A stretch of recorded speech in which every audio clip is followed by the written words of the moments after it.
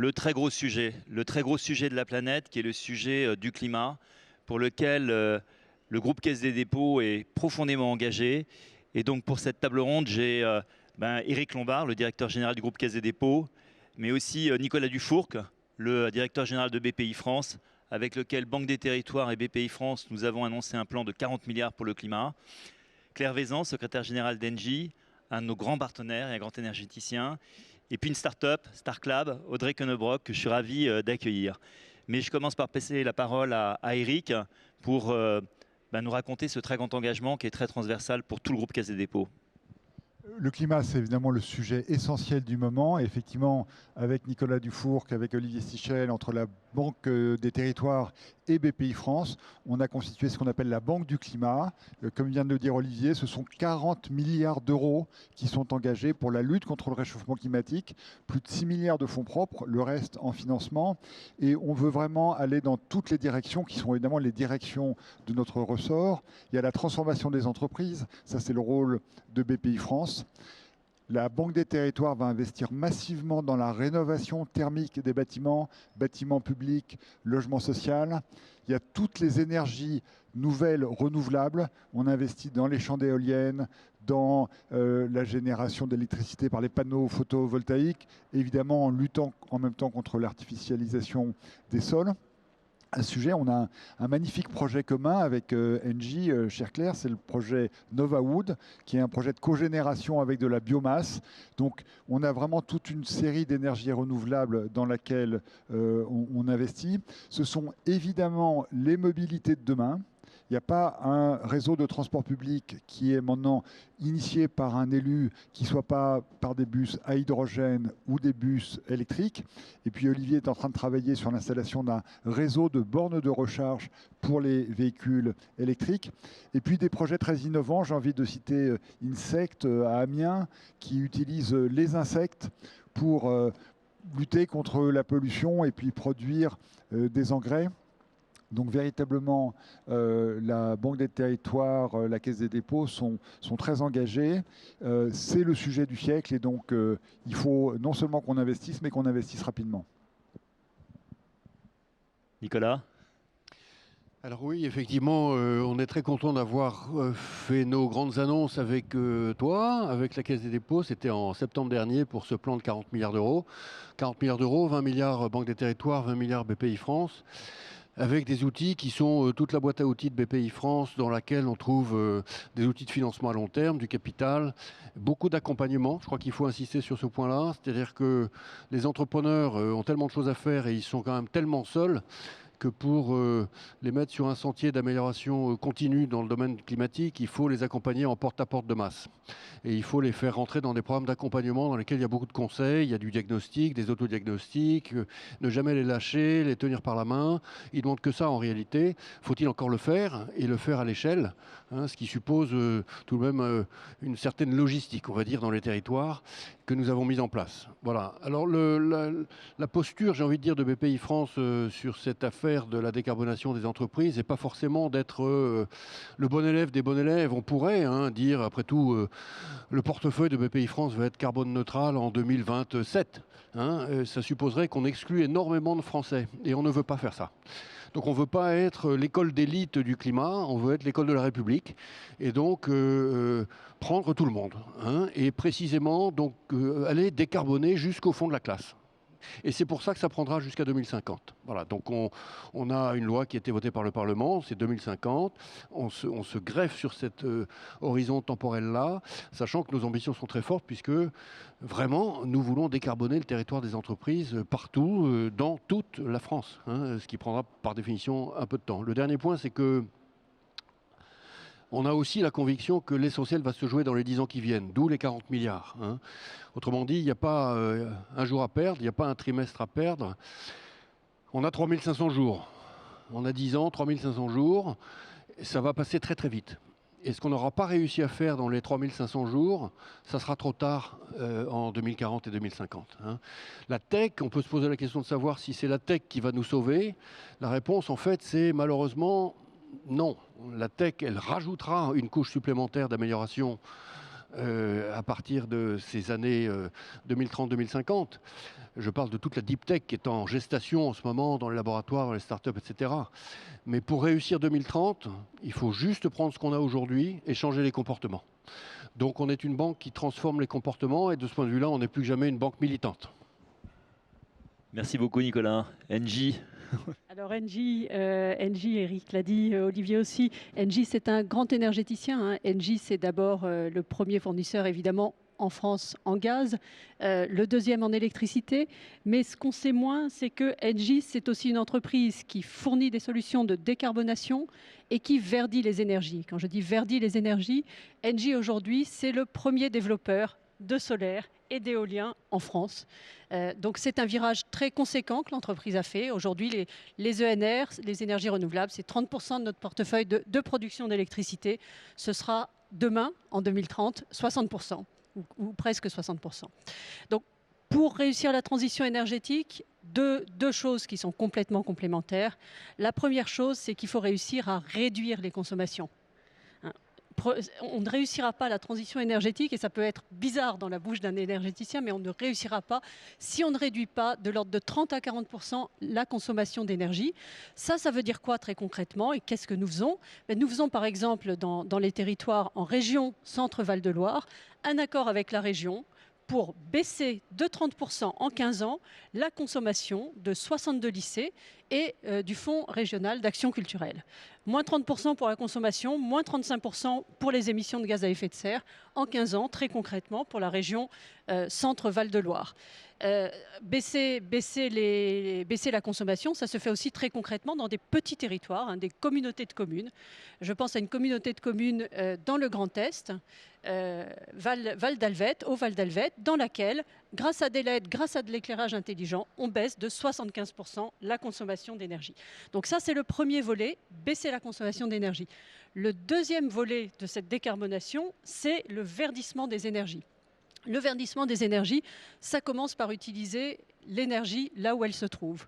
Nous avons un projet qui est financé par l'ADEME à Vienne, qui est un projet à partir d'une usine de fabrication de yaourts, Yoplait, dont on réutilise la chaleur fatale. Et grâce à cette chaleur fatale, nous allons chauffer l'équivalent de 800 logements sociaux et d'une école. C'est un exemple de réutilisation de l'énergie là où elle est. Il y en a d'autres. L'énergie là où elle est, c'est aussi la géothermie. Ça, c'est quelque chose qui est absolument fascinant, mais une grande partie du territoire français est tout à fait propice à la géothermie.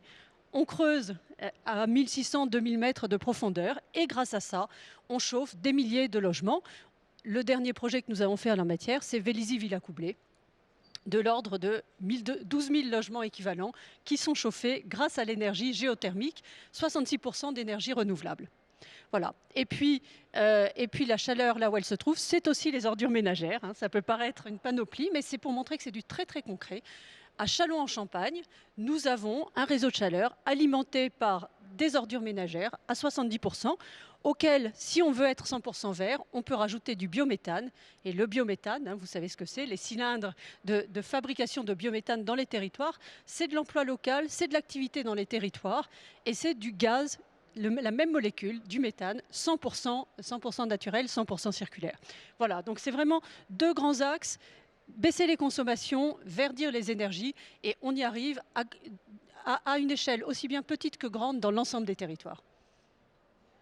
Baisser la consommation, c'est important de le dire. J'ai eu le privilège de conduire une mission qui m'avait été confiée par Emmanuel Vargon et Bruno Le Maire sur la rénovation des passoires thermiques. Vous savez, c'est les logements qui consomment énormément, et dans cette task force, il y avait Engie qui était représentée, il y avait aussi EDF, et ils étaient profondément engagés, ce qui n'est pas naturel, sur la baisse de la consommation d'énergie, parce que avec une vision courte, on pourrait dire mais vous allez pousser à la baisse de votre chiffre d'affaires. Au contraire, ce qui leur fait mal, c'est que cette énergie, elle est gaspillée. Ça ne sert à rien de chauffer des passoires thermiques où toute l'énergie part dans l'atmosphère et réchauffe la planète. Donc c'est vraiment pas le but. Alors, je voudrais céder la parole à Audrey Kennebrog de Stark Lab, parce que vous représentez un peu ce qu'on fait de mieux, parce que c'est un projet dans lequel on est investisseur côté Banque des Territoires. C'est aussi un projet dans lequel BPI est financeur et Engie est votre client. Donc, et c'est de la technologie, de la haute technologie qu'évoquait Nicolas. C'est ça, on réunit un petit peu le panel d'aujourd'hui.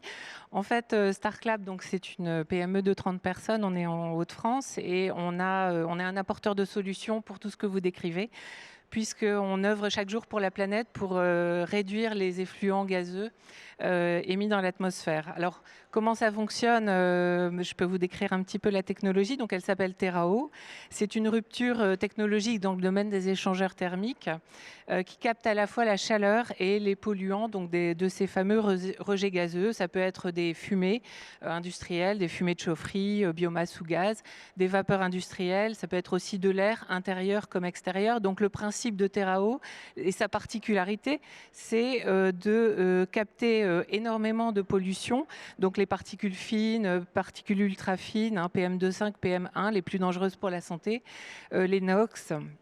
Les SOx, on a démontré aussi qu'on captait une bonne partie des COV, les composés organiques volatiles, et on s'intéresse aussi au marché de la décarbonation à travers la récupération de CO2. Alors comment ça fonctionne? Finalement, on se met à la source et on va aller chercher les fumées là où elles sortent, dans les cheminées. J'en ai vu quelques-unes en venant ici.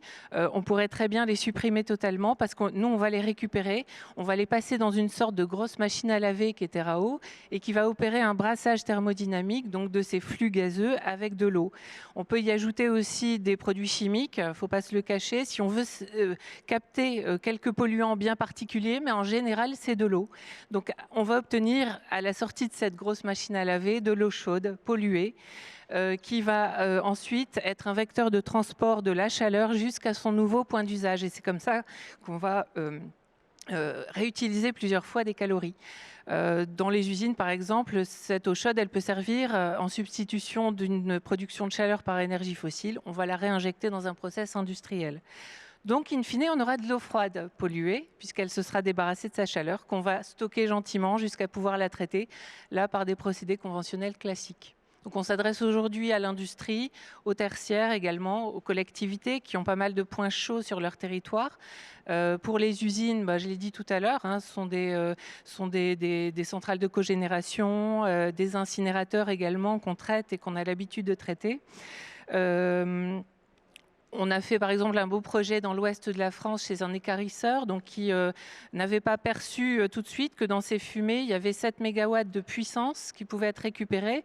Et donc on a été à l'origine de ce projet et on a réinjecté sa chaleur dans un réseau externe, là pour le coup, qui donc permet de chauffer à peu près 1000 habitations aujourd'hui.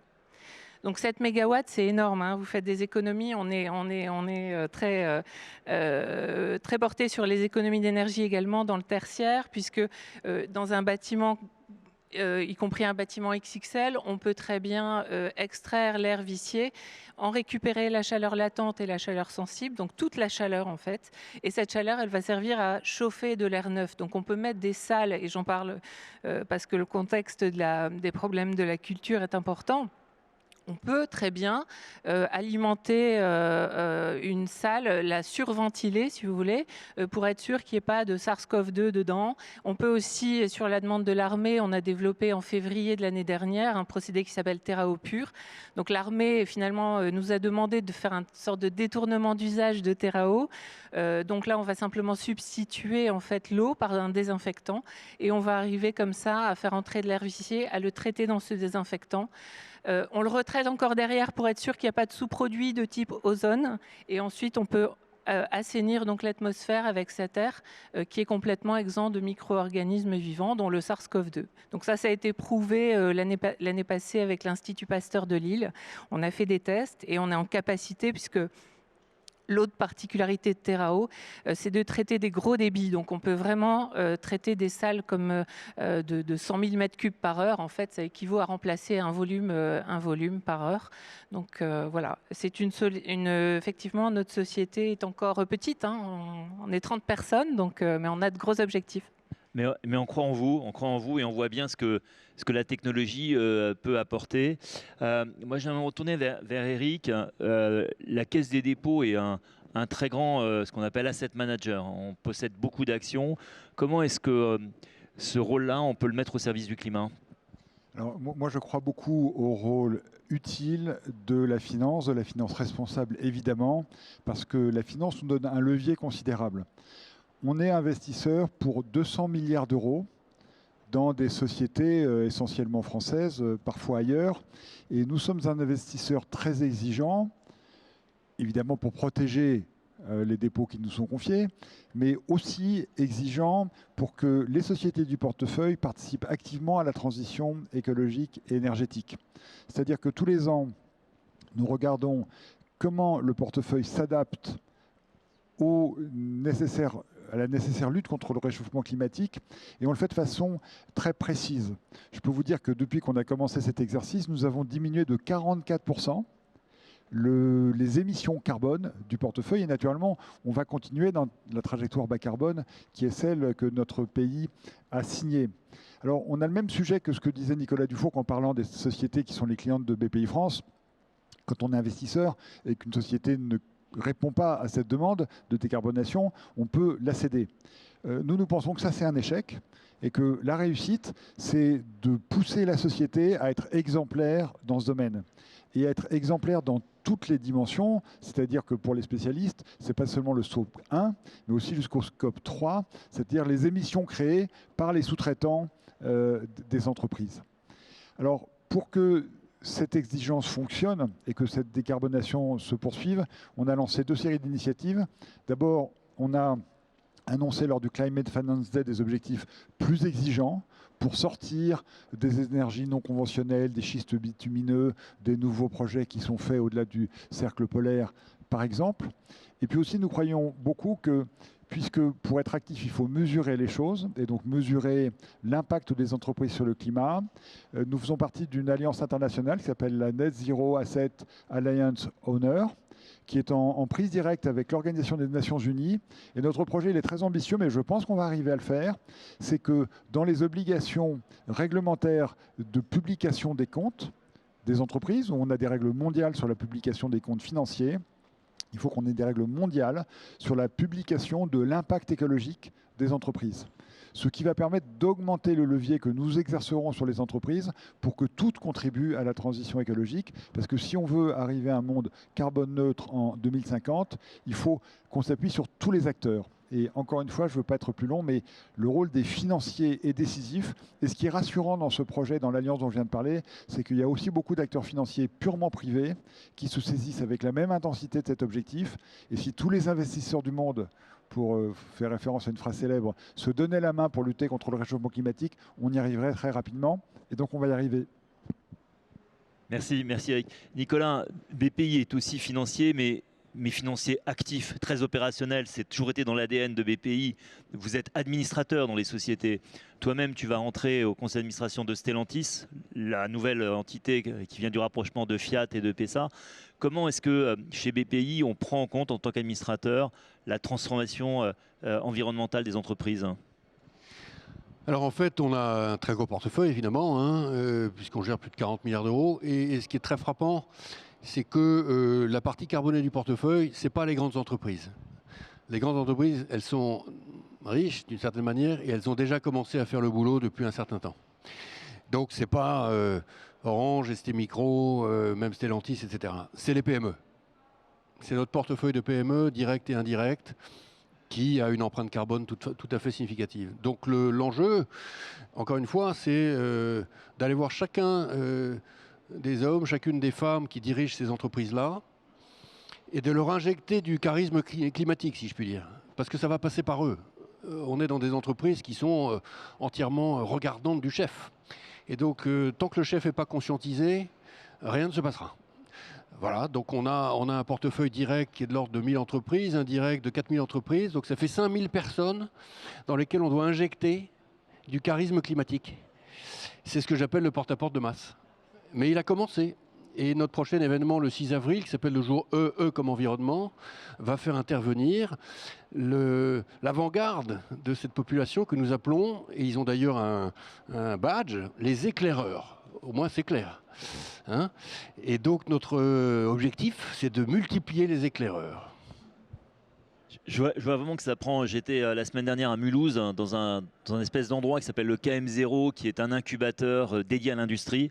On est vraiment dans le sud de l'Alsace, une très forte tradition industrielle. Et il y a des étudiants, il y a une école 42, il y a une Epitech. C'était très orienté vers la transformation digitale des industries. et disait en fait maintenant ça s'est passé. Aucun chef d'entreprise n'ignore la transformation digitale. Et BPI a incroyablement œuvré pour inoculer la nécessité de s'adapter au web, de se digitaliser. Il disait mais la nouvelle frontière, c'est le verdissement de nos processus industriels. Et ça, ils ne savent pas vraiment comment s'y prendre, c'est le début. Il y a le début d'une esquisse, d'une prise de conscience qu'il va falloir y aller, mais par quel bout le prendre. Et ça, je pense que chez Engie, vous avez quand même beaucoup de clients industriels. Comment vous voyez aussi ça, le verdissement de vos clients ? Oui, alors effectivement, et de manière complètement cohérente avec ce que disait Nicolas, les grandes entreprises, elles l'ont compris, elles sont en train de bouger. On a de plus en plus de partenariats avec des grandes entreprises, très récemment Orange d'ailleurs, un contrat de fourniture d'énergie décarbonée sur le long terme. Et les entreprises du numérique, qu'elles soient d'ailleurs françaises ou multinationales, les GAFA, sont extrêmement friandes d'énergie verte parce qu'elles ont besoin de consommer de l'énergie et de le concilier avec leurs objectifs climatiques. Et le vrai défi aujourd'hui, effectivement, c'est d'aller au-delà des grandes entreprises, de passer dans le tissu d'entreprises moyennes et petites. Et là-dessus, moi, je crois vraiment beaucoup à ce que disait Nicolas. Je crois vraiment au fait que ce sont les personnes qui, les unes après les autres, vont pousser et les employés. Quelque chose que nous avons vécu chez Engie, qui est tout à fait intéressant, c'est que quand nous avons divisé par 2 notre empreinte carbone, ce que nous avons fait entre 2012 et 2017, dans le même temps, nous avons vécu une explosion du nombre de CV que nous recevions. Les CV ont fait x3. Donc moi, je crois qu'aujourd'hui, pour un chef d'entreprise, s'engager dans la transition énergétique, c'est aussi avoir la certitude qu'il aura la capacité de recruter les meilleurs talents, hommes et femmes, qui viendront aussi parce que son entreprise est plus verte. Donc moi, je crois beaucoup que ce mouvement, il est engagé, il va se poursuivre, il va s'accélérer. Et donc c'est important, à la fois, il va se faire par le terrain, par les hommes, les femmes qui vont travailler dans les entreprises, par les chefs d'entreprise. Et très certainement, je pense que la BPI a un rôle important à jouer. Nous le faisons modestement en apportant des solutions aux entreprises qui veulent s'engager. Claire, je voudrais qu'on dise un mot quand même du gaz. Parce que quand on a préparé cette séquence, j'avais eu quelques retours de gens disant Engie, c'est quand même l'ancien GDF, c'est le gaz. Alors, nous, on vous connaît. On investit à vos côtés dans les énergies photovoltaïques et des sommes massives. On sait que vous êtes un grand déployeur d'énergie photovoltaïque. On sait que vous êtes un acteur très fort aussi de l'éolien offshore. Mais quand même, il y a cette idée du gaz et je ne veux pas éviter les questions gênantes. Le gaz. Alors le gaz, on l'assume complètement. Le gaz, d'abord, il faut savoir qu'en France, dans une journée d'hiver un peu froide, la puissance dégagée par le gaz, elle est 1,5 fois égale à celle dégagée par l'électricité. Donc pour dire les choses simplement, on ne peut pas aujourd'hui en France se passer de gaz. La vraie question, et ce que je dis pour la France, c'est vrai d'un pays qui repose beaucoup sur l'énergie nucléaire. Donc vous imaginez ce que veut dire le gaz pour un pays qui est très carboné. On a des exemples de pays très carbonés, l'Allemagne, la Pologne. Un pays comme l'Allemagne, quand le prix, c'est d'ailleurs tout à fait intéressant, mais on n'a pas le temps de parler de tout, quand le prix du CO2 augmente, ceci rend les centrales à charbon non compétitives, ça met en route les centrales à gaz, et il faut savoir qu'une centrale à gaz aujourd'hui, ça émet 2 fois moins qu'une centrale à charbon. Donc, premier point, le gaz, il est utile même dans un pays comme en France, et j'allais dire malgré le nucléaire. Et dans certains pays, le gaz fossile est absolument clé pour la transition énergétique, parce que l'Allemagne ne passera pas du jour au lendemain d'un mix sur le charbon à un mix 100% énergie renouvelable. Donc, le gaz est sur le chemin critique. Ça, c'est le premier point. Le deuxième point, c'est que le gaz, comme les autres, doit se verdir. Et je parlais tout à l'heure du biométhane. On a en France la chance d'avoir des territoires, des exploitations agricoles qui peuvent tout à fait produire ce biométhane. C'est vraiment de l'énergie circulaire 100% locale. C'est une première source de gaz vert. La deuxième source de gaz vert, c'est l'hydrogène vert. L'hydrogène vert, nous, on y croit beaucoup. Ce sont des électrolyseurs qui, à partir d'énergie renouvelable, vont produire demain de l'hydrogène 100% renouvelable. Donc, au fond, le gaz, aujourd'hui, est fossile, demain, il sera vert. Et notre engagement pour la France, c'est qu'à l'horizon 2050, 100% de notre gaz sera du gaz vert. Merci beaucoup. On termine sur l'hydrogène, qui est une de nos grandes ambitions. On partage avec Nicolas un grand plan sur l'hydrogène et on aura besoin de start-up innovantes comme la vôtre, Audrey, pour attaquer cette nouvelle frontière qui est l'hydrogène. Merci beaucoup.